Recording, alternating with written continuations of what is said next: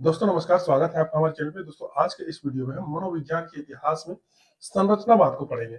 संरचनावाद क्या है? मनोविज्ञान का एक स्कूल है, एक संप्रदाय है। मनोविज्ञान की स्थापना 1869 में जब प्रथम प्रयोगशाला हुई की स्थापना हुई थी, उन्ट के द्वारा किया गया था।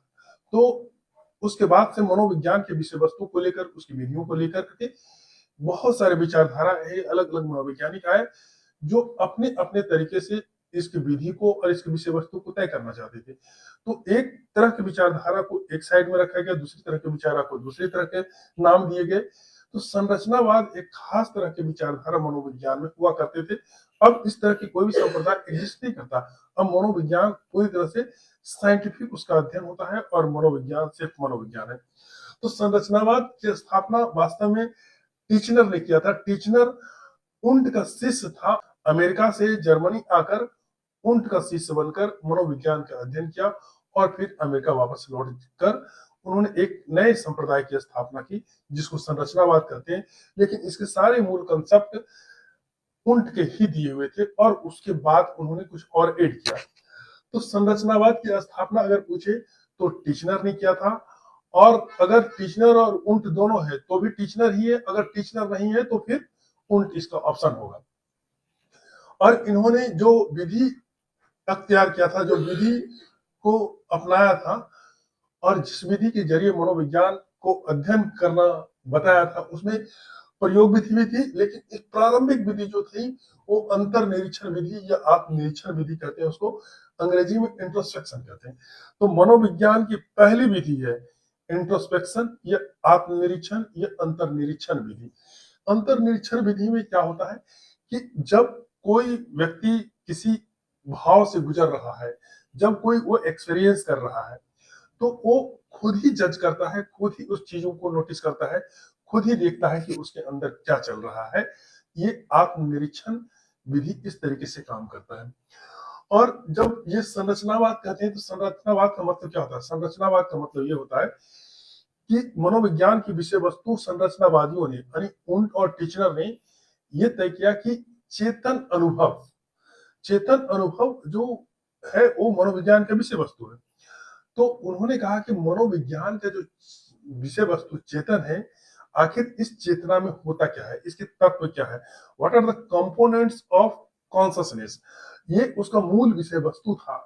तो उसके तत्व क्या थे, इसलिए इसका नाम ही संरचनावाद है। यानी संरचनावाद का मतलब ये किन किन चीजों से बना है, इसकी संरचना क्या है, किसकी, कॉन्शसनेस की, चेतना की। तो चेतन के तत्व में जो उन्ट थे उन्होंने दो तत्व बताए, संवेदना यानी सेंसेशन और दूसरा भाव, फीलिंग या अनुभूति।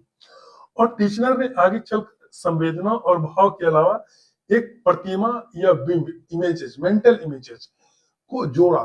तो इस तरीके से अगर कहें तो संरचनावादियों के अनुसार जो कॉन्शसनेस होता है, चेतना होता है, उसमें तीन तरह के तत्व होते हैं। एक संवेदना है, दूसरा भाव और तीसरा प्रतिमा।